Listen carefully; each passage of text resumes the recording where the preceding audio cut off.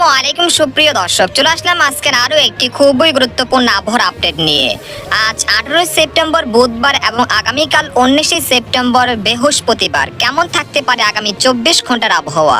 বাংলাদেশ থেকে শুরু করে ভারতের আসাম, মেঘালয় এবং উত্তর থেকে দক্ষিণবঙ্গ, ত্রিপুরা রাজ্যে আগামী 24 থেকে 48 ঘন্টার মধ্যে যেসব জেলাগুলোতে বৃষ্টি বা ভারী বৃষ্টিপাত হতে পারে। এছাড়া দেশের উপর আবারও চলমান হয়েছে ভ্যাপসা গরম। সেই ভ্যাপসা গরম কবে নাগাদ বিদায় নিতে পারে এবং আগামী দিনে আবারও আসছে নিম্নচাপ, যার প্রভাবে আগামী 22, 23, 24 টানা 3 দিন ভারী থেকে অতি ভারী বৃষ্টিপাত হতে পারে দেশের দক্ষিণাঞ্চল, চট্টগ্রাম, খুলনা, বরিশাল থেকে শুরু করে দক্ষিণবঙ্গের সবকটি জেলাতেই আবারও ভারী বৃষ্টিপাতের লাল সতর্কতা জারি করা হয়েছে। তো এই নিম্নচাপ কবে নাগাদ আসতে পারে এবং কখন থেকে বৃষ্টিপাত শুরু হতে পারে এবং কবে নাগাদ এই গরম কাটতে পারে, তো এই বিষয়ে বিস্তারিত জানতে হলে ভিডিওটি প্রথম থেকে শেষ পর্যন্ত দেখতে থাকুন। আর এই মুহূর্তে কোন কোন জেলাগুলোতে বৃষ্টিপাতের সম্ভাবনা রয়েছে সবই জানিয়ে দেব। আর আপনি কোন জেলা থেকে আমাদের আবহাওয়ার খবরটি দেখছেন অবশ্যই আপনার জেলার নামটি আমাদের কমেন্ট বক্সে জানিয়ে দিবেন। আর সবার আগে সবার প্রথম সঠিক আবহাওয়ার খবর জানতে আমাদের চ্যানেলটিকে সাবস্ক্রাইব করে রাখুন।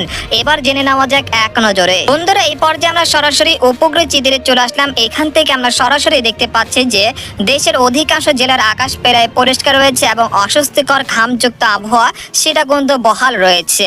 আমরা দেখতে পাচ্ছি দক্ষিণবঙ্গের কলকাতা, চন্দননগর, আরামবাগ, বর্ধমান, শান্তিপুর, কাটোয়া, দুর্গাপুর, বানকুরুলিয়া, পুরুলিয়া, ঝাড়গ্রাম, খাগড়াপুর, তারপর হচ্ছে হলদিবাড়ি, গঙ্গাসাগর, পূর্ব পশ্চিম মেদিনীপুর, উত্তর ও দক্ষিণ 24 পরগনা সবকটি জেলার আকাশ কিন্তু প্রায় পরিষ্কার রয়েছে এবং ঘামযুক্ত আবহাওয়া রয়েছে, সেটা আগামী 22 তারিখ পর্যন্ত চলমান থাকতে পারে।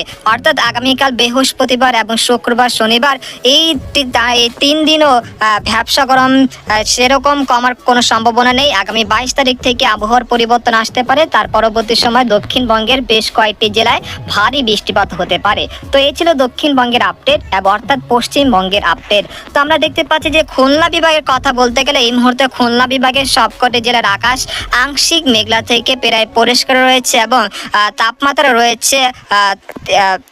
রয়েছে 36 থেকে 37 ডিগ্রি সেলসিয়াসের কাছাকাছি। এছাড়া রয়েছে আর্দ্রতাজনিত অস্বস্তিকর ভ্যাপসা গরম, যেটা আগামী 3 দিন অব্যাহত থাকতে পারে। আমরা দেখতে পাচ্ছি যশোর, নড়াইল, কটিয়াদি, তারপর চাঁদপুর, তারপর হচ্ছে মাগুরা এই অঞ্চলের আকাশ আংশিক মেঘলা রয়েছে, তবে 2-1 স্থানে খুব সামান্য বৃষ্টিপাত হতে পারে আজ রাতের দিকে। এছাড়া আমরা দেখতে পাচ্ছি যে সাতক্ষীরা, তারপর হচ্ছে শ্যামনগর, মংলা, খুলনা এই অঞ্চলের আকাশ আংশিক মেঘলা রয়েছে। একটি গুমোট আবহাওয়া পরিস্থিতি বিরাজমান রয়েছে, তবে বৃষ্টিপাতের সম্ভাবনা তেমন নেই। আমরা যদি বরিশাল বিভাগের কথা বলতে যাই, আমরা বরিশাল বিভাগে দেখতে পাচ্ছি যে বরিশাল এবং রয়েছে ভোলা, বোরহানউদ্দিন, তারপর হচ্ছে এই অঞ্চলের আকাশ আংশিক মেঘলা রয়েছে, তবে 2-1 স্থানে খুব সামান্য বৃষ্টিপাত হচ্ছে, যেটা বিক্ষিপ্ত আকারে বজ্রপাত সহ। তবে এই বৃষ্টিপাত আজ সন্ধ্যার দিকে কেটে যেতে পারে ইনশাল্লাহ। অর্থাৎ আজ সন্ধ্যার পর বা রাতে বাগেরহাট, কাউখালী, জয়নগর, মাঠবাড়িয়া, মিরহাজিগঞ্জ, পাথরঘাটা, খেপুপাড়া, বোরহানউদ্দিন, লালমোহন, চরফ্যাশন, ভোলা, বরিশাল এই অঞ্চলে তেমন ভারী বৃষ্টিপাতের সম্ভাবনা নেই এবং আগামীকালও বিক্ষিপ্ত আকারে বৃষ্টি বা বজ্র বৃষ্টিপাত হতে পারে, যেটা বিক্ষিপ্ত আকারে হতে পারে, যেটার পূর্বাভাস দেওয়া খুবই কঠিন হয়ে যায়। তবে আগামী 22 তারিখ থেকে বরিশাল এবং চট্টগ্রাম বিভাগ এবং খুলনা বিভাগে বৃষ্টি বা ভারী বৃষ্টিপাত হতে পারে। তাই এখন থেকে পূর্ব প্রস্তুতি নিয়ে রাখুন। যাদের রোদের কাজগুলো বাকি রয়েছে, আপনারা এই সময়ের মধ্যে আপনাদের রোদের কাজগুলো সেরে ফেলুন। আমরা যদি ঢাকা বিভাগের কথা বলতে যাই, আমরা দেখতে পাচ্ছি ঢাকা বিভাগের বর্তমানে বেশ কয়েকটি জেলার আকাশ প্রায় পরিষ্কার রয়েছে, তবে দক্ষিণে যে জেলাগুলো রয়েছে যেমন মাদারীপুর, গোপীনাথপুর, মুকসাদপুর, শিবচর, মাগুরা, তারপর রয়েছে ঢাকা, মুন্সিগঞ্জের কিছু কিছু জায়গায় আংশিক মেঘলা রয়েছে, তবে 2-1 স্থানে বিক্ষিপ্ত আকারে গুড়ি গুড়ি বৃষ্টিপাত বা মাঝারি ধরনের ভারী বৃষ্টিপাত দেখা যাচ্ছে এই অঞ্চলগুলোতে। এছাড়া আমরা দেখতে পাচ্ছি যে নাগপুর, তারপর হচ্ছে কাপাসিয়া, কিশোরগঞ্জ, তারপর হচ্ছে টাঙ্গাইল, গাজীপুর, বাণীস্থলী, ভালুকা এই অঞ্চলের আকাশ প্রায় পরিষ্কার রয়েছে, তবে বৃষ্টি বা ভারী বৃষ্টিপাতের সম্ভাবনা নেই। আর যে বৃষ্টিপাতের সম্ভাবনা থাকছে মাদারীপুর, তারপর হচ্ছে মুকসাদপুর এই বৃষ্টিপাত ক্ষণিকের জন্য থাকতে পারে, এরপর আবারও আকাশ পরিষ্কার হয়ে যেতে পারে এবং গুমোট আবহাওয়া পরিস্থিতি সেটা বজায় থাকতে পারে এবং এই আবহাওয়া পরিস্থিতি আজ বুধবার, বৃহস্পতি, শুক্র এই টানা 3 দিন চলতে পারে। এরপর আমরা দেখতে পাচ্ছি যে চট্টগ্রাম বিভাগের কথা বলতে গেলে আমরা দেখতে পাচ্ছি যে চট্টগ্রাম বিভাগের একেবারে শেষ মাথায় টেকনাফ, তারপর হচ্ছে রয়েছে মহেশখালী, কক্সবাজার। এই অঞ্চলে দুই এক জায়গা বিক্ষিপ্ত আকারে বৃষ্টি বা বজ্রপাত সহ মাঝারি থেকে ভারী বৃষ্টিপাত চলছে, যেটা আজ রাতের দিকে আরো বৃদ্ধি পেতে পারে। তবে ভারী বৃষ্টিপাতের সম্ভাবনা রয়েছে কক্সবাজার বিভাগের রাজস্থলী, বিলাইছড়ি, রাঙ্গামাটি, তারপর রয়েছে সাতকানিয়া, কুতুবদিয়া, ছাকরিয়া, খাঞ্চি এই অঞ্চলের দুই এক স্থানে আজ রাতে বা মধ্যরাতের দিকে বিক্ষিপ্ত আকারে ভারী বৃষ্টিপাত হতে পারে। এছাড়া আমরা দেখতে পাচ্ছি যে কুমিল্লা, তারপর হচ্ছে ফরিদগঞ্জ, চাঁদপুর, হাজীগঞ্জ, তারপর রয়েছে ব্রাহ্মণবাড়িয়া এই অঞ্চলের আকাশ প্রায় পরিষ্কার রয়েছে, তেমন বৃষ্টি বা ভারী বৃষ্টিপাতের সম্ভাবনা নেই। তবে বিক্ষিপ্ত আকারে যে মেঘ তৈরি হয়েছে সেটা থেকে খুবই সামান্য বৃষ্টিপাত হতে পারে। তবে এই গরম বা যে আর্দ্রতাজনিত অস্বস্তি রয়েছে সেটা কমার কোনো পূর্বাভাস নেই। তবে আগামী 22 তারিখ পর্যন্ত এরকম থাকতে পারে। আমরা যদি সিলেট বিভাগের কথা বলতে গেলে সিলেট বিভাগের সবকটি জেলার আকাশ প্রায় পরিষ্কার রয়েছে। তবে আজ রাতে এবং আগামীকাল তেমন ভারী বৃষ্টিপাতের সম্ভাবনা নেই এবং ময়মনসিংহ বিভাগও তেমন নেই এবং সিলেট বিভাগ, রংপুর বিভাগও তেমন ভারী বৃষ্টিপাতের কোনো পূর্বাভাস নেই। অর্থাৎ রংপুর, ময়মনসিংহ বিভাগের যে আবহাওয়া পরিস্থিতি রয়েছে বর্তমানে সেটা আগামী 3 দিন এরকম পরিস্থিতি থাকতে পারে।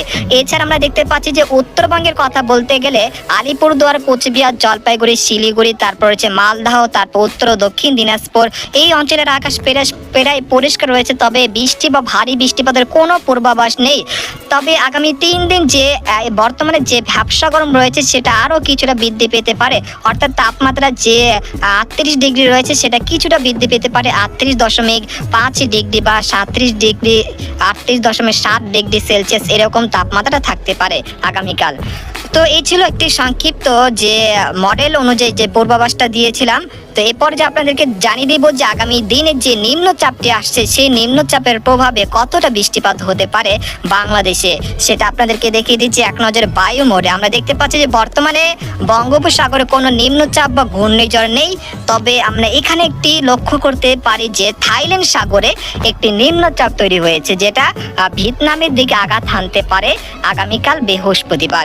সেই নিম্নচাপটি শুক্রবার আমরা দেখতে পাচ্ছি ভিয়েতনাম পার হয়ে সেটি শনিবার মায়ানমারে আঘাত আনতে পারে।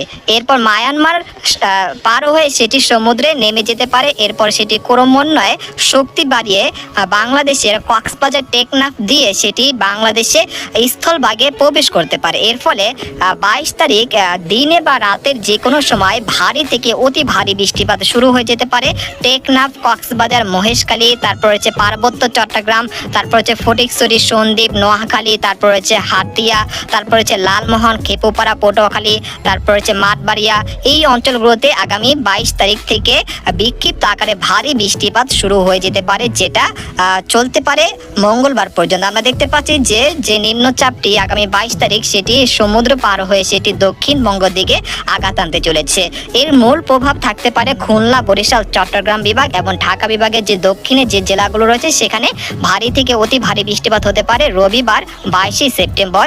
তবে ময়মনসিংহ, রংপুর এবং সিলেট বিভাগে তেমন ভারী বৃষ্টিপাতের সম্ভাবনা নেই এবং আলিপুরদুয়ার, কোচবিহার, জলপাইগুড়ি, শিলিগুড়ি, মালদহ জেলার সেরকম ভারী বৃষ্টিপাতের সম্ভাবনা নেই। তবে দক্ষিণে যে জেলাগুলো রয়েছে সেখানে অতিরিক্ত ভারী বৃষ্টিপাত হতে পারে। এর ফলে পাহাড় ধস বা ভূমিধসের মতো ঘটনা ঘটতে পারে পার্বত্য চট্টগ্রাম বিভাগে এবং কক্সবাজারে অতিরিক্ত বৃষ্টিপাতের ফলে জলাবদ্ধতার সৃষ্টি হতে পারে। এছাড়া খুলনা, বরিশাল বিভাগেও জলাবদ্ধতার সৃষ্টি হতে পারে। আর দক্ষিণবঙ্গে যে জেলাগুলো রয়েছে সেখানে অতিরিক্ত ভারী বৃষ্টিপাতের ফলে বন্যা পরিস্থিতির সৃষ্টি হতে পারে আগামী 22 বা 24 তারিখের মধ্যে। আমরা দেখতে পাচ্ছি যে 23 সেপ্টেম্বর সেই নিম্নচাপটি দ্রুত গতিতে সেটি পশ্চিমবঙ্গ পার হয়ে সেটি পশ্চিম ভারতের দিকে চলে যাচ্ছে। এর প্রভাব আগামী 24 তারিখ থেকে বাংলাদেশ থেকে কেটে যেতে পারে। এরপর আবহাওয়া স্বাভাবিক হয়ে আসতে পারে। এর পরবর্তী সময় আবারও বঙ্গোপসাগরে একটি নিম্নচাপ তৈরি হতে পারে, যেটা 26 বা 27 সেপ্টেম্বর। তো এই বিষয়ে যে আপডেটটি আসবে সেটা আপনাদেরকে পরের একটি ভিডিওতে জানিয়ে দেব। তো আজকের খবরটা এই পর্যন্তই। আজকের মতো এখানেই বিদায় নিলাম। দেখা হবে পরের একটি ভিডিওতে।